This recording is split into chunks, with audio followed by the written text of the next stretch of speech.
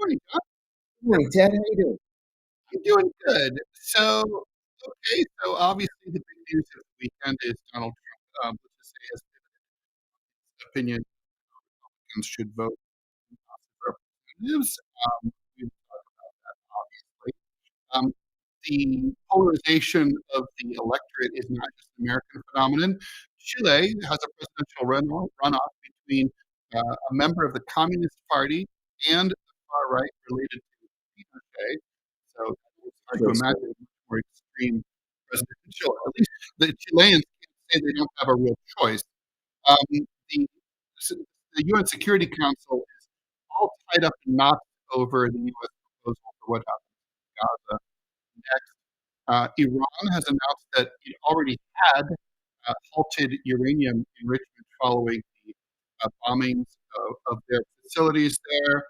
Obviously, if you're watching the show live, please feel free to, as usual, ask questions, make comments in the live chats on Rumble and YouTube. And the person who will tell us what you're saying and put it up for us is back. I want to give a big DeProgram welcome back to Robbie West, our producer, who, thanks to your generous contributions, is back full time where he belongs. Welcome home, Robbie. Thank you. It's good to be back. And seriously, thank y'all for everyone who supported Gibson Go and support the channel because, if y'all wasn't doing it, I wouldn't be here. So thank y'all. You will, just a reminder, if you're just joining us about this, Robbie got doxxed from his day job, which we can talk about in the future. But maybe it'll be a Rumble Premium story that we can do. And Ted, let me interrupt you for a second. There are a lot of complaints that the Rumble audio is terrible, like really terrible. Well, Robbie, you're in the room, right? So Yeah, I'm in the room, so I'll leave you to let me troubleshoot that and see what is going All right, on. I'll take you out and you troubleshoot that. Thank you for letting Robbie know that. And so, yeah, please like, follow, and share the show. We're here Monday through Friday at 9 a.m. Eastern Time. We're going to be recording some Rumble Premium edition. Uh, Again, you'll remember the ones that we did about John's life story and my life story. Those were great, especially the one John one and Robbie one's great too. Um, all of that stuff is still available to Rumble Premium members. It costs you $5 a month to see that, $10 a month to see all Rumble Premium content, not just our show. So do consider that. Do consider joining us over on Rumble. It's something we'll have Robbie come on and explain again why it's so important to support the show. And we should just get to it, I think, right? Sounds good. Before we do, we're gonna jump into the Epstein issue, which we shouldn't even have to discuss. But anyway, that seems to be the top story today. Before we do that, though, I just wanted to say that John Bolton is out and about. He appeared on CNN this morning not to talk about the criminal case against him that could leave him in a federal prison for the rest of his life. But instead, he wanted to pitch the idea that we really need to invade uh, Venezuela like yesterday. Of course. He's a mental midget as it is in his normal state. But the reason for invading Venezuela immediately is that they have good relations with Russia, China, and Iran. And it's unacceptable. And that's the reason. That's why we need to invade a country, overthrow its government. If they pose what at the agency clear and present danger to the United States, American citizens, or American installations, okay. They're firing rockets at our ships. They're kidnapping our citizens. Go with God. Overthrow them. But just because you don't like the foreign relations that the country has, talk about fascism. It is fascist, and not even Donald Trump's not making that argument. No, even Donald Trump's not saying that. I mean, we should talk a little bit about Venezuela. The Gerald R. Ford, which is the biggest aircraft carrier in the American arsenal, is off the coast of Venezuela now. And obviously, it feels like old-fashioned Monroe Doctrine, 19th century presidency and saber rattling. The impression that I'm getting from the reporting inside the White House is the president hasn't really quite decided what, if anything, he wants to do here, right? So, and I don't think that Venezuela's relationship with Russia has really anything to do with this calculus. Now, more and more information is coming out about just how non-involved Venezuela's drug business, which exists, but how much of it makes its way to the U.S. Not much is the Almost answer. nothing. Right. And so it's like, I guess it's like this is make Africa great again. So we're protecting the Africans from the Africans. Um, but I mean, what's in it for Donald Trump? I mean, a big part of the reason that Donald Trump is president of the United States is that he, belatedly, but certainly earlier than most other Republicans, came out against the Iraq War and ran against the Iraq War in the Republican primaries, which was quite bold. Yes. Um, this feels a lot. This feels very Bushy, doesn't it? Like, hey, look, there's a country with a lot of oil. Let's overthrow its government. Yeah. Yeah, it doesn't make any sense at all. Um, do you care to handicap this? I will. I don't think he will launch a ground invasion. I don't. I think we might see at most some limited airstrikes. I think that's right. And look at it this way too. He has enough problems with his face right now over these Epstein files. He flip flopped overnight or late last week and decided to urge Republicans in the House of Representatives to vote in favor of releasing the files, which really makes no sense to me because, as you and I were saying before the stream started, you don't need a congressional vote to release these files. Your executive branch documents. All he has to do is say, release the files, and then it's done. It's done in a couple of hours. Instead of doing that, he's urging Republicans to vote to force him to release the files. I don't understand it at all. I think it's a delay. John, I'm being told in the chat, in the YouTube chat, that the my sound sucks. I don't know. You know what I'm going to do? I'm going to just John, keep talking. I'm going to refresh myself.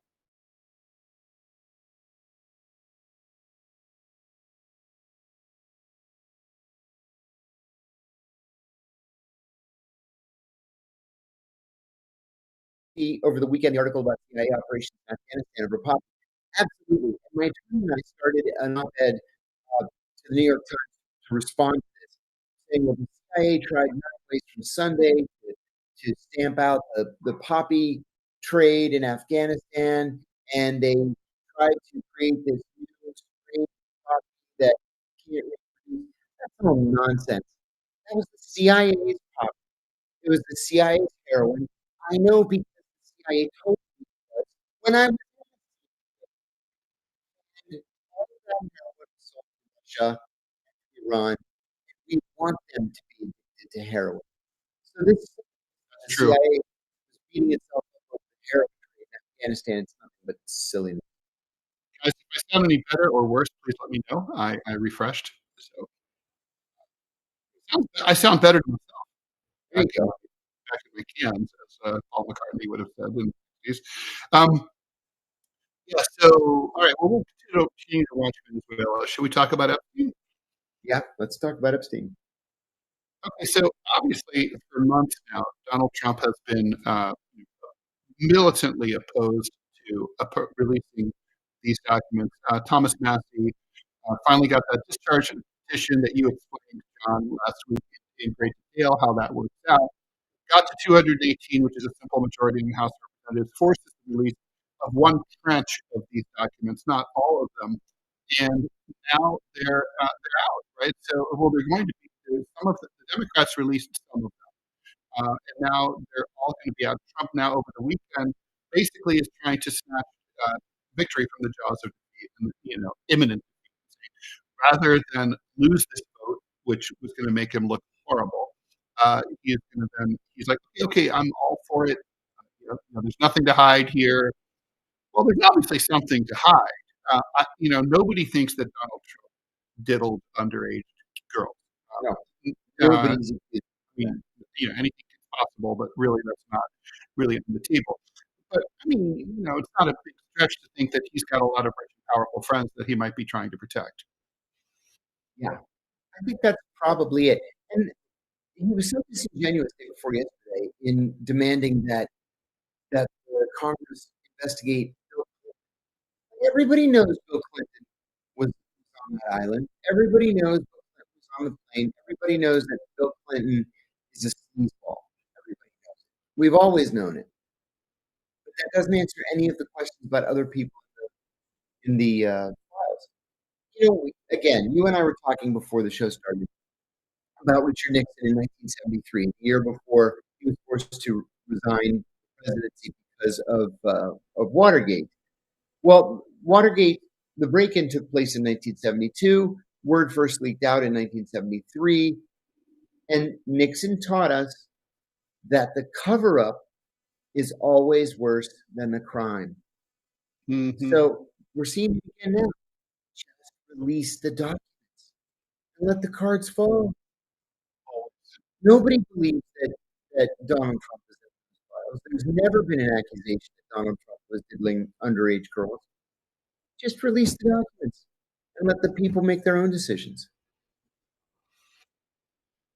Yeah, yeah. Well, so that's obviously what's going to happen. You and I were just talking about right before we went on the show and started the countdown that that as Nixon learned from trying to cover up the Watergate tapes, uh, once once people, journalists, Congress becomes aware that there's a trend of super juicy, interesting media that they want to consume, it's only a matter of time before it gets released. You're going to release it. So isn't it like sort of crisis management 101 that you should get ahead of, get ahead of it and make it look like it's your own idea? Yeah, exactly. Yes. Even think back about when Reagan was president and Iran-Contra broke. The very first thing that Reagan did, he meant well. It didn't work, but he meant well. Was he named what he called a blue ribbon panel to investigate Iran-Contra, led by none other than Edwin Meese, then the Attorney General. He had been Reagan's campaign manager in 1980. When that didn't uncover the truth of Iran-Contra, he fired everybody and named a bipartisan blue ribbon panel. That's what got to the bottom of Iran-Contra. That's what we need now. Yeah, and then Reagan did that really famous, mea culpa. Like, well, I didn't really know what my people were doing, but now that I found out, I'm really not pleased. Yeah. I don't know. Did anyone believe him? I Well, think half and the the other people one believed that him. got fired was Oliver North. Nobody else was fired. But relatedly, he came out of it with a wife. Yeah, and he came out of it with a wife. Yeah. Took half a century, but better late. Well, it's one of those rare situations where you marry your secretary, but it's not the growth way. That you got caught on the conference room table. Totally. Oh my God! I worked for a dean at Columbia who got caught um, owning one of the custodians on her desk. A la George Costanza. I was like, I kind of didn't know whether to be disgusted or impressed. I kind of both, really. Yeah. So, all right. So what happens now? So obviously the Republicans are going to vote for this will pass. Um, is there any question? First of all, you were pointing out that this vote doesn't have to happen. No, the vote doesn't have to happen. Again, these are executive branch documents. He owns them as the leader of the executive branch. All he has to do is pick up the phone, call the attorney general, and say, release the documents, and then it's done. But now we've got to go through vote in the House, which is going to carry overwhelmingly.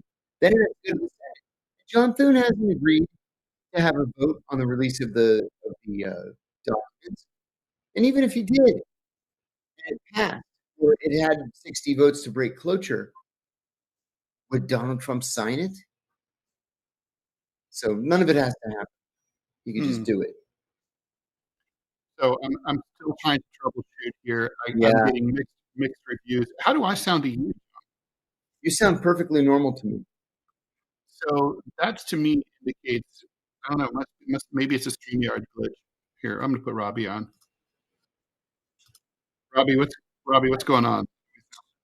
To me, on the back end, y'all sound fine. The problem is that your audio, your upload packets are crap. What is your upload speed? Can you tell?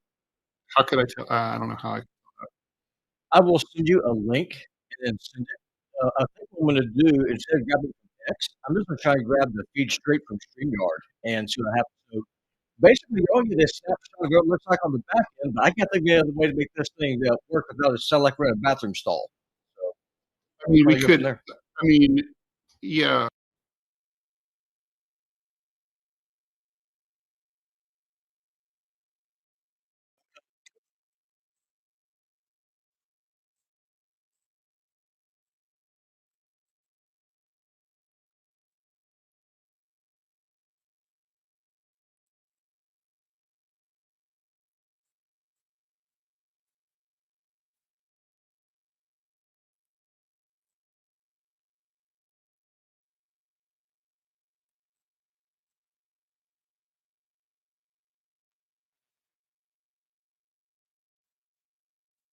There's a 15 to 20-second lag. Yep. So let's see what happens.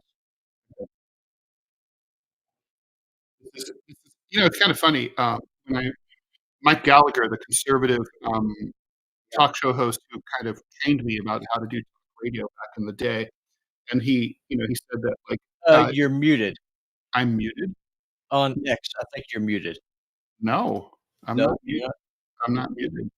Okay, Cooper just said that you're muted over Oh, on this X. tab audio is muted. Hold on, let me see. Unmute. Okay, here we go.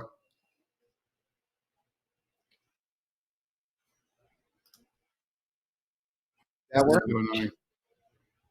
Okay, now they're saying it's fine, better, Oh, good. much better. Good. So let's just let this go for like 30, 40 seconds. We'll see how it sounds. We're so sports. Y'all, what I'm going to do is after I get this, I'm going to rebroadcast this episode so y'all actually got to hear what it is that we're hearing. Better. Now it was lag. Saying let's see over here on YouTube. Over on YouTube, what are y'all saying? His audio is good now, way better. Welcome back, John. John, say something. Working Yeah. Yeah. I haven't had any problems with audio or video receiving since we started, but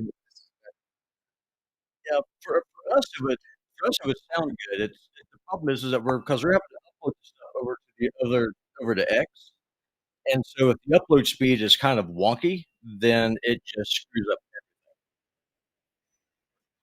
everything. But I think we're better now. good.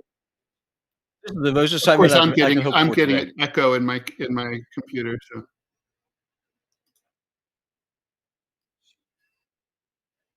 You don't. I don't get an echo from you at all, or from Yeah, Robbie. okay, I'm good now. Ted equals fine. John sounds good. CIA doesn't want people telling the truth this morning. I think you're right, Gregory. Excellent. All right, so is everything good? As far as I can tell, yeah, John equals fine. Three Stooges is what Cartman is saying. We've got some donations coming in. Ted, buy yourself a new computer.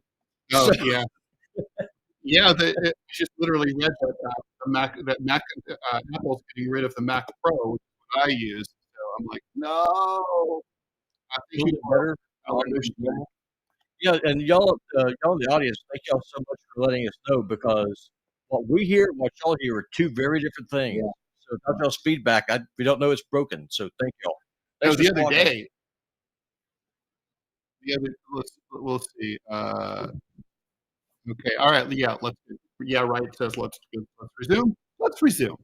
Okay, Robbie, thank you very much. I'll put you back on stage. All right. So, shall we move? All right. Oh, Epstein. So, okay. So these documents, they're going to be released. There's probably we don't expect any major new reveals, right?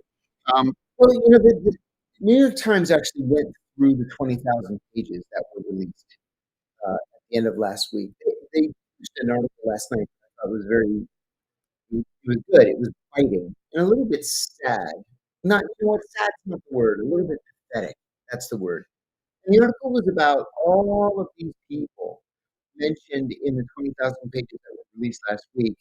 They used to be somebody in New York society because they were rich and they surrounded themselves by other rich people and they ate at the swanky restaurants and they went to the clubs where all the swells go, and almost every single one of them had been accused of sexual harassment by women who worked in almost every single one of them. They're all And big. most of the documents were these millionaires and billionaires emailing Jeffrey Epstein and saying, Jeffrey, you took it on the chin and you came out smelling like a rose, and now I'm being accused by these bimbos in my office. How do I get through this? How do you get through it? Stop grabbing them. Yeah, stop being so grabby in the office, dirty old man. It's amazing how common that was, right? I mean, obviously, if you know women, they'll tell you how common it was. Um, but it's still kind of amazing to me. I don't know how common it is now. Holy shit. Well, and then there's now this, the DOJ, this will be the DOJ tranche, right? So this represents the total sum of what we know exists, right? Yeah, this is supposed to be everything. If indeed it is released. And again, Trump is Oh, telling right. people to go ahead and vote. Yes, he didn't say he's going to sign this thing. And again, he doesn't need a bill in the first place. Just release the documents. Yeah, there's a lot of foot dragging here. Like, oh, okay, I'm going to release them. There's been talk about how because there's a pending investigation, that might be an excuse, a workaround for Trump to say, well, it's all part of an ongoing investigation, so therefore we Yeah, can't if he release had them. said that in Not the very be beginning, that inappropriate. may have worked. He should have said that in the very beginning and just stuck to his guns. You think he'll try anyway? I think it's too late. I think it's too late. The Democrats already released 20,000. See, this is congressional immunity. This is what so many of us were urging Mark Udall to do at the very end of his Senate term with the torture report. Release the 50,000 pages of the torture report, or whatever it was. 5,000 pages. That's what it was. 50,000 pages of 5,000 pages. Just release it. All you have to do is stand up in the well of the Senate and say, as part of Senate business, I'm putting these documents on the record. And you can't be prosecuted because you're doing it as an official act of Congress. Well, the same could be done here with these Epstein documents. John, US XXX A-Rod, thanks for the $2, is asking or is saying Trump put himself in such a bad position by being so adamant about not releasing the documents. Now, even if he legitimately releases all of them, it's easy to question the credibility of everything. That hadn't occurred to me. That hadn't occurred to me either. That's a good problem. And I mean, a good point, rather, not a good problem. That's yeah, a not good a good point. problem to have for sure. Michael Hicks, thank you. John, apologies if you already have, but comment on the events of November 17th Huh? that led to the organization that caused you so much trouble in Oh, Athens. thank you for that. Yeah, today is November 17th. On the 17th of November, 1973, there was a peaceful pro-democracy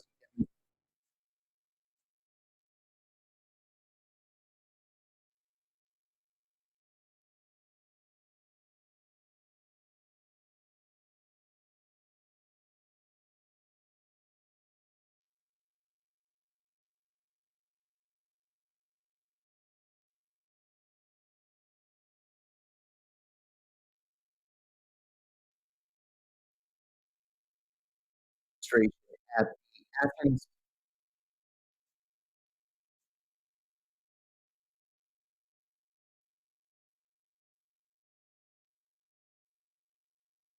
Polytechnic University in central Athens. Greece was in year 6 at the time of a military dictatorship, and in years the Greek word for it that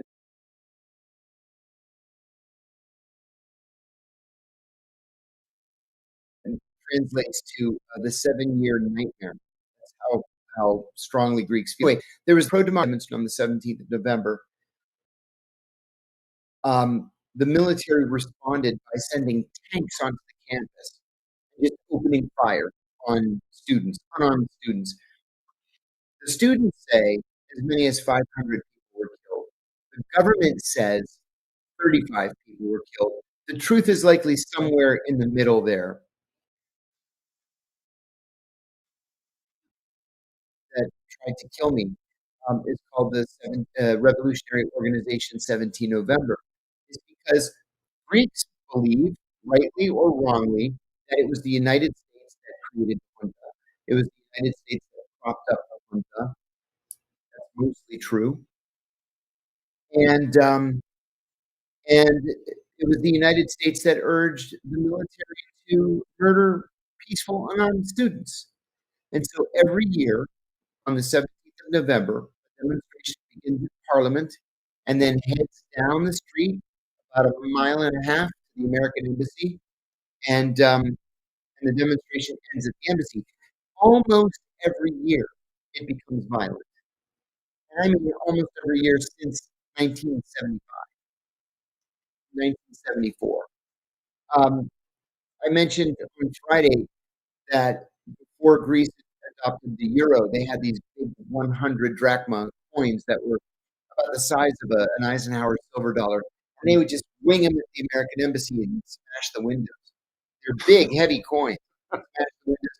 They would fill up balloons with red paint and lob the red balloons at the embassy, and the embassy facade would be covered in red paint.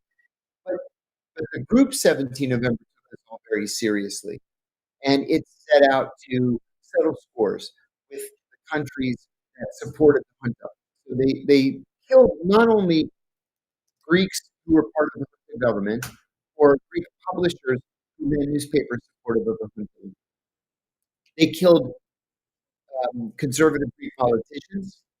They killed Americans, and I mean the CIA station chief, 2 U.S. defense attachés, a U.S. technical sergeant. They shot and severely wounded the DEA agent in the American embassy. They killed the British defense attaché. They killed the Turkish ambassador and the deputy ambassador. They fired a shoulder-fired rocket at the German ambassador's house.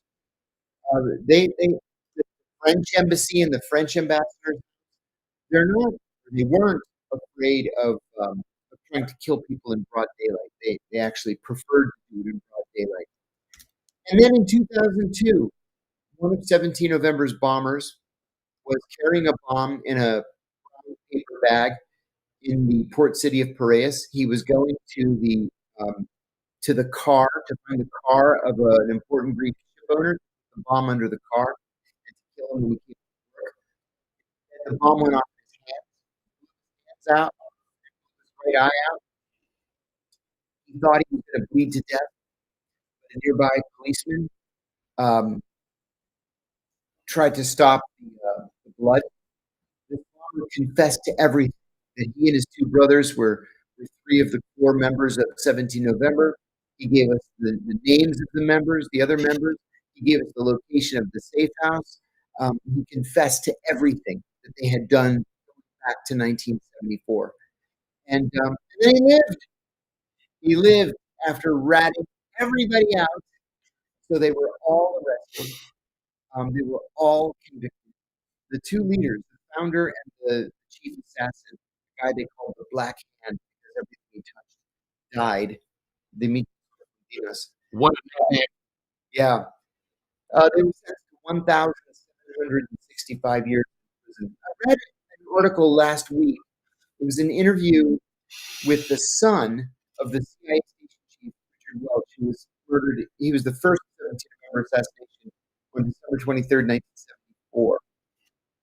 And the son, who's now, he's got to be in his in his 70s by now, said that he will not rest until um, Alexandros Theotokos, the founder of 17 November, and Dimitris Koufoudinas, the Black Hand, until they're dead and in the ground.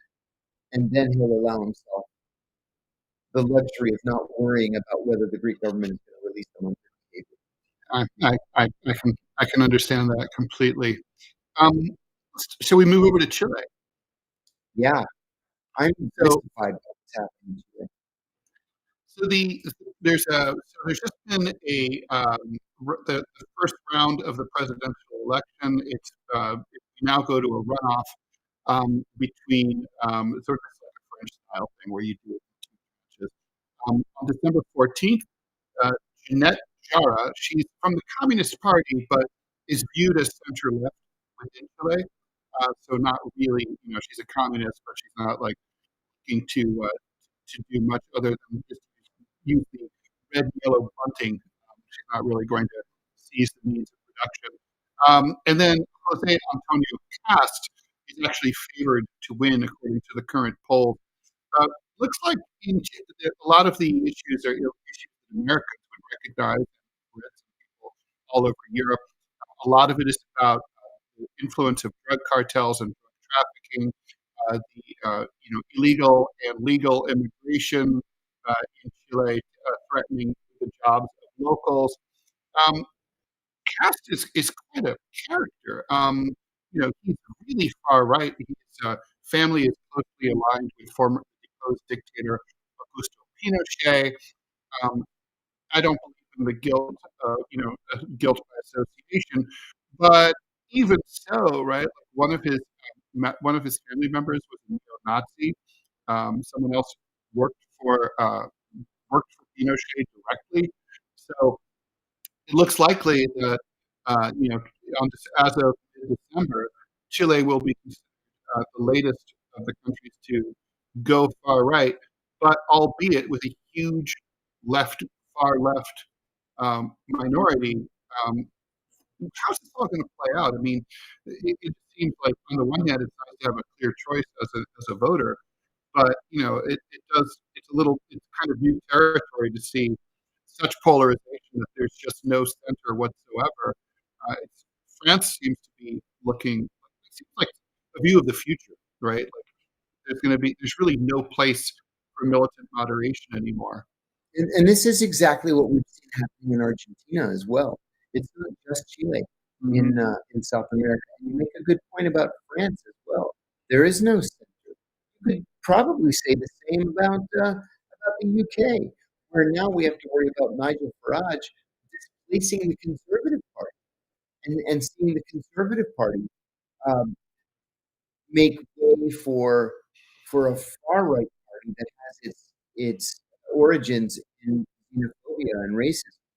Yeah, I don't understand this. I've been to Chile. You've been to Chile. Same in Argentina. Sure, they have some economic problems, but it's nothing that time and deregulation can't take care of. I just don't understand the appeal of the far right, especially in light of the fact that they survived Pinochet after all those years. Have they forgotten all the people that were rounded up and taken to the soccer stadium to be executed? Have they forgotten people having to rat out members of their own family and then having those family members disappeared, never to be seen again? I mean, I don't understand at all what the draw of a far right party is. I mean, aren't there people who like it, right? Like it's kind of among some reactionary people, it's viewed like, oh, these are left-wing students, these are revolutionaries, these are troublemakers, these are hippies, these are druggies, like sort of like how Bon Bon Marcos was killing drug dealers and drug users. Like you're just getting rid of the scum. No, We it don't let wasn't them do Bon it. Bon. No, it Bon wasn't Bon. Bon's too stupid to do something like that. No, it was Duterte. All right, Duterte, right? Good point. No, Bon Bon is more concerned about hanging out with the likes of Andy Warhol and helping his mom buy shoes. And now, lo and behold, he's the president of the Philippines. So like, What is happening in the world? Oh my God. Yeah, well, I mean, I think it's my theory is that like even the people on the right don't know it, but they're just content.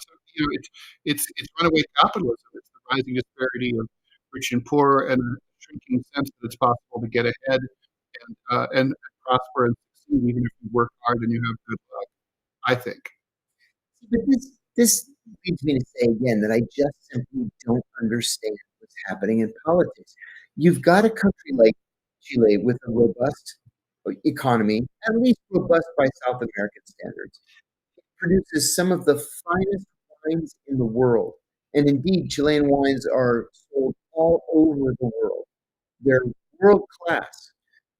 You've got a highly educated, mobile populace, people who are worldly, they travel, and then you've got two extremists to choose from. I just don't get it. I don't understand what happened there.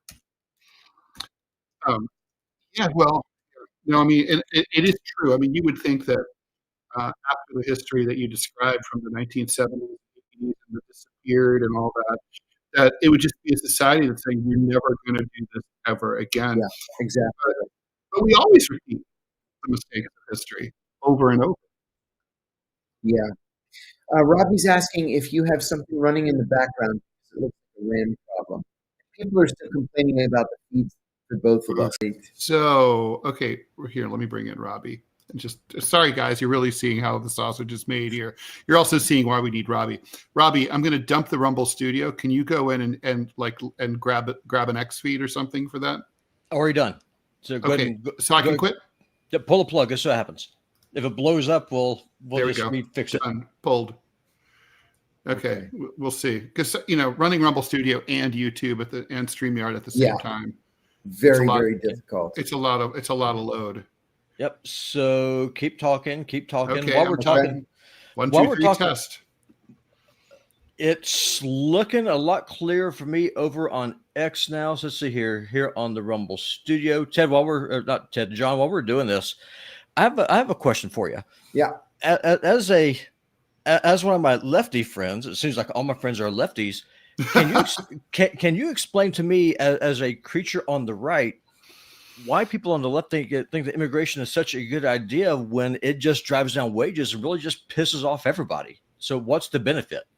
Well, it doesn't need to drive down wages. It does, but it doesn't have to. It's because people will take advantage of undocumented workers, pay them less than the minimum wage, or keep them right at minimum wage, knowing that they're not going to report them to the authorities because they're here illegally. And so it looks way better now, Ted. Really? All right. Well, that's okay. So that's how we'll do it from now on. Good. My apologies. Great. Okay. And Ray C 2020 is saying perfect audio. Good. Great. Beautiful. All right. Listen. Way better. Thank you. So I want to try to answer that question. I'm going to disagree a little bit with you, John. I mean, I think even if let's say all workers that were imported were fully within the fold and received getting minimum wage and being treated with in accordance with the law, it would still have I think it's supply and demand in the labor market. You would still have a downward pressure on wages if you import more workers. I mean, I think that's just what would happen. But I mean, to answer Robbie's question, there's a number of splits within the left and within the Democratic Party, and the old class-based left is no longer ascendant, right? It used to be a matter of like in labor, just like nobody wanted illegal immigrants, no one wanted immigration. You wanted strong border protections because there was a Marxist class orientation in the party, and then this sort of globalism that came out of the Clinton years, and this sort of like. Well, I mean, I remember hearing President Clinton argue in favor of NAFTA in the early 90s, where he said it's really important for us to raise wages in Mexico. And, it wasn't even a trickle down argument like, oh, well, then we'll be able to sell the Mexican stuff. It was literally, we just need to do that. And I was like, why? I don't understand. I don't care about I don't care. Your responsibility is not to the workers of Mexico. Oh, no. I think what he meant was if we help to raise wages in Mexico, Mexicans would stay in Mexico. They can say Mexico, Oh, but they can say Mexico anyway, John. They got can you. build a wall and put the army on the border. Mexico is not our problem. Our problem, just in my opinion, well, you have to care Robbie, about have your you ever been to neighbors. the border? You can't seal the border. You can sure try, but I'm all about sure trying. But to answer your question, no, I've never been, and I'm just talking. I'm just thinking about this just from a, I guess, an America First perspective. I'm not even a conservative. What is it to conserve anymore? There's nothing. It just seems like that the one responsibility that any government has for any country is to its citizens, not to the citizens of the world, to your citizens, to your people, to the people who live in your borders. And it seems like that the American government and the Europeans, they are just like, nuts to the people that live here. We're going to be more interested in fixing the world's problems, even if it means the utter destruction of our own people. And that's why you have what you're having right now with this revolution. There's a reason why there's a right-winger like me here talking to the two of y'all. There's a reason why Trump has nuked his entire base over what? It makes no sense to me. We should, by the way, talk, while we've got you, Robbie, let's talk about Marjorie Taylor Greene. So Marjorie Taylor Greene, you predicted this, Robbie, months ago. Basically, that there was going to be this schism within MAGA world, and here it has blown up. I was taken by the fact that not only has MTG, basically stood her ground, it may be easier to do now that her stock portfolio seems to be doing really well, but also she accused the president of raising the temperature to the point where she feels like her own life might be in danger. I don't think she's wrong. I think what he's doing is reckless. But she also is apologizing for her own intemperate raise the temperature rhetoric over the years. Remember when she ran for Congress and she had a gun and she was shooting at pictures of her opponent in the campaign ad. Yes, so indeed. I mean, so what happens? Who ends up on the whose corpse ends up on the playing field here? MTG's, Trump's, neither, both? Someone's going to lose a scalp, and this is where it's going to come down to the American voter. I mean, let's be honest. They're the right-wing voter. Well, not even right-wing in this case. Trump won because his coalition was against people who are concerned about bread and butter issues. If you're not, people don't really care about Ukraine if they can't care about where, how they're going to be able to pay their bills. People are more interested in wages, not keeping track with inflation. Trump won because he ran on those issues, and then he immediately betrayed all those people who voted for him, which, by the way, included a huge number of blacks, Latinos, and Democrats. So let's not forget that. It wasn't the Republican Party that elected Trump. It was people like me who elected Trump. And Trump has said nuts to every single one of you. So what the question is going to be is, are these people going to turn out, and are they going to reelect Marjorie Taylor Greene? Are they going to reelect Thomas Massey? And more to the point, are they going to start taking out squishy Democrats? Well, that'll have to do with the local politics in absolutely, Georgia, right? Absolutely. From a national level, I don't think the Republican Party or the Democrats care. They're going to care, because if this turns into a real revolt from the grassroots, they're going to have to pay attention. Well, I mean, I argued in my column for this week that, in a two-party system with polarization, and there's no such thing as a swing voter, which is really the truth now, that basically when you're a political party boss, your enemy isn't the other party. Your enemy is apathy. It's all about motivating your base. And disgruntled Republicans don't vote Democratic and vice versa. No, they stay home. They stay home. They just don't vote. It's the sofa. It's the sofa is your enemy.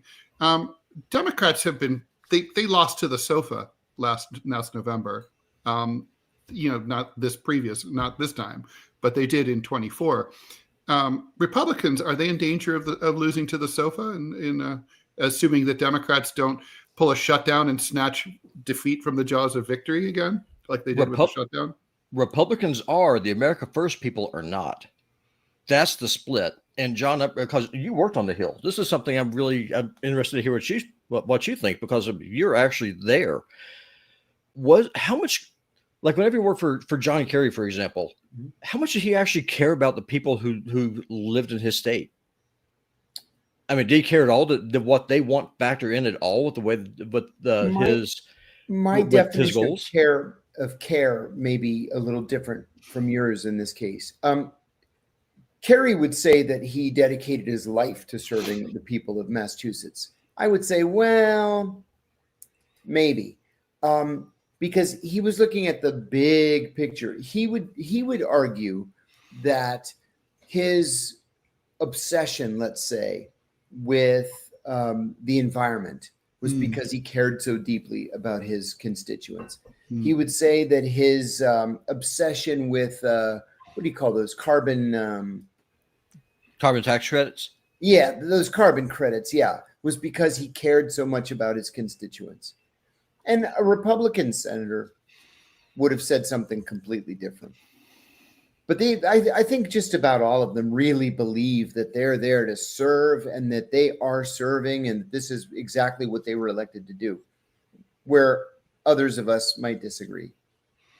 I got to answer a question from Soda, and thank you for that, Robbie. I'm taking you out of here. So Soden is, oh my God, did I just lose Soden? Yeah, I did. Oh, Soden, okay. No, there it is. He wants to know if by the way, thanks for the $19.99. Can I buy some of your cartoons signed by you so I can put it in my man cave? And John, you already signed your book for me. Awesome. Can I have a deprogrammed show memento signed by everyone? That would be awesome. You know, we should come up with something like that. We should do some merch. Guys, if you want to email us at deprogramshow, was it deprogram podcast? I think it's, hold on, what is I'll put it up here. It's the same as for the PayPal. If you email us at, where is it? deprogrampodcast@gmail. I just put it up. We will let us know what kind of merch you would buy. We could do coffee mugs, we could do shirts, we can do anything. It's super easy these days. So that would be fun. That would be totally fun. And the answer, Soden, is of course you can. I do sell my original cartoons. Just reach out to me. Just go to rawl.com/contact. That goes directly to me. Just email me and we'll work it out. Generally, for an original cartoon, which is just black and white art, I usually charge about $250. But for a viewer of DeProgram, I'm sure we could do something for less. I'll send it right off to you. That same deal applies to everyone, of course, who watches the show. So yeah, totally fun. And also, thank you, Artemis Maximus, for the $2 Canadian. Do I have to say Canadian or just dollars? Thank you. I could just say $2. Okay, so I was just reading too something from Mr. Outstraight. Even if MTG and Massey are voted out, it's the genie out of the bottle now regarding Israel and AIPAC, etc. I think there's something to be said there. And I think that what we're seeing now is the very beginning of the tide turning on Israel. Agreed. Well, it's it's not career death to come out against Israel anymore. That's right. I mean, that is right. You can criticize Israel on a show like this, and really nothing happens to you. I mean, part of what is I think, harming AIPAC is, like, I remember I did a cartoon critical of Israel back for the LA Times back in like the early 2000s. And I had Israel lobbyists up my ass and calling my editors, trying to get me fired at the time. Well, they can call who they want. Who are they going to call, John? You? Right. Like, fire Ted? You don't hire me. You don't employ me anyway. We're all self-employed. So, like, the thing is, in a way, that the fact that people aren't working for mainstream media outlets makes it much harder for them to rank our reins. That's right. We don't have reins anymore. We work for the people. A couple of weeks ago, there was an article in an obscure journal called the Middle East Report. And it was written by the political advisor to the Israeli foreign minister. And he mentioned me about 2/3 of the way through this thing. And he called me noted anti-Semite John Kiriakou. Blow me. Can you imagine that? Fucker. Noted anti-Semite. It's too bad. It's really too bad you don't have just lawyers on retainer to sue people like this, because they deserve it. Yeah. People really need to fucking watch what they say. The tide is turning, because you can't accuse everybody of anti-Semitism. It doesn't. It doesn't mean anything anymore. Nope. Like, oh, if you're pro-Palestinian, you're an anti-Semite. Right. If you don't think bombing Iran's a good idea, you're an anti-Semite. Like, Exactly. Nobody. It just doesn't. Yeah, it doesn't matter anymore. They've overplayed their hand. Thank you. Xandroid is now a monthly supporter over on, I believe, on YouTube. I guess Wonderful. that is. Wonderful. So, thank you so much. Manya asks, "What do we think happens to Israel if the U.S. starts forsaking them?" Oh. Yeah, they might have to live like a civilized country like everybody else does. Game over. Yeah. That I think that's exactly right. Sorry, the apartheid days are over. They can call up their old friends in South Africa, and they'll be told exactly how that works. Thanks for the $2 to USC XXX A-Rod. Not sure if this qualifies, but is Israel the only country to use the U.S. as a proxy? I think so. It's a good question. Yeah. Yeah. Oh, I think clearly. We need to talk about Gaza and Iran. Which one you want to do first? Yeah. Let's do Iran first because that's an easy one. We can get it out of the way. Cool. The Iranians confirmed last night that they are not enriching uranium. They're just not. Now, the Israelis maybe can take a victory lap and say the Iranians aren't enriching uranium because the Israelis bombed them. Who knows? The truth is that the CIA, in 3 separate national intelligence estimates over the last 8 years or so, have concluded each and every time that the Iranians were not enriching uranium to weapons grade. So now they're saying they're not enriching it at all. The world's a safer place, so we can all declare victory and move on. That's what it seems like to me. And you agree with that? I mean, do you think the world will believe the Iranians? Because there's always that, there's really no evidence that the Iranians ever lied about any of this, and yet they're always accused of lying. Yeah. I don't know. I mean, the CIA has its sources inside Iran, and the CIA was concluding at the same time that Iran wasn't enriching uranium. So. But that's the funny thing, right? The CIA often concludes the correct information, and then their intel is then spun and mischaracterized by the White House, as we saw with the WMDs. I mean, yeah. The CIA had the correct conclusion.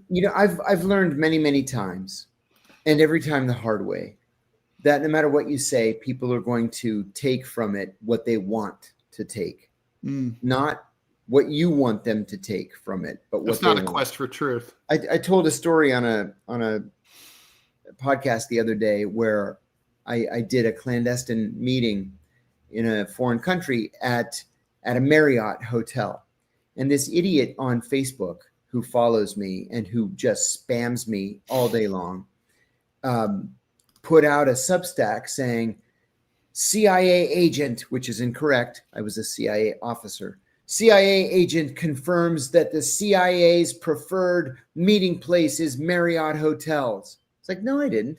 I didn't say any such thing. Not at all. Not even close. So I had to write to him and say, take it down because you make yourself look like a fucking idiot. So and did he? Yeah, he took it down. Yeah, but people are gonna take from this what they want to. I think the Israelis should declare victory and move on. Move on instead of continuing. It's not their way. Bomb. Yeah, it's not their way. No, they're right now. They're like eyeing the West Bank. That's their deal. Speaking of which, we should talk about Gaza. So the UN Security Council was dealing with Trump's 20-point plan, which frankly was just basically a completely pro-Israel plan. And now Russia's come out with Russia claims that they're not trying to scuttle the plan, but they're just trying to add a path to Palestinian statehood, trying to figure out a way to make the West Bank and Gaza contiguous, something I've always been obsessed with, and getting rid of this sort of board of peace that would be like, I don't know, a Jared Kushner kind of operation. Basically, Russia's plan makes a lot of sense to me. Yeah, it It does. certainly makes a lot more more sense than the American one. So what happens now? Does the Security Council just go through a bunch of, like, the U.S. vetoes the Russian plan, the Russia vetoes, and China veto the U.S. plan, and nothing gets done? Is that basically how this plays out? On the surface of things, I'd say yes, but usually, not always, but usually in the Security Council, the Russians and the Chinese care less about these issues than we do. And so in the end, they will be willing to give up more than the U.S. is willing to give up, and they end up either abstaining or voting yes. So I think something will come out of this. It won't be exactly what the Russians and Chinese want, but it'll be something that will end up being acceptable to them. Oh, okay. That's super interesting. I would not have anticipated that. We've just got a You couple know, of. when I was assigned to the United Nations, Ted, my last tour at the CIA, I was specifically assigned to the Security Council. So I had to sit in hour after hour after hour long backroom negotiations. There's literally a back room at the Security Council, and everybody crams into it. It's very small. So the ambassadors all sit at the table. All the rest of us sit around the perimeter of the room and take notes or pass notes to your ambassador or whatever. And in the end, we're the only ones that really take it all seriously. We're the only ones that think that the UN is actually an organization that gets things done. It's not. And so we end up getting what we want. Interesting. That is super interesting. I would not have anticipated that. One last question, then we're going to call it a show. Manya gets the last one. What do we think about the Japanese economy contracting 2%? I think it's worrisome. I mean, things really seemed settled, sort of like Japan was in its sort of permanent slog ever since the 1990 real estate bubble blew up.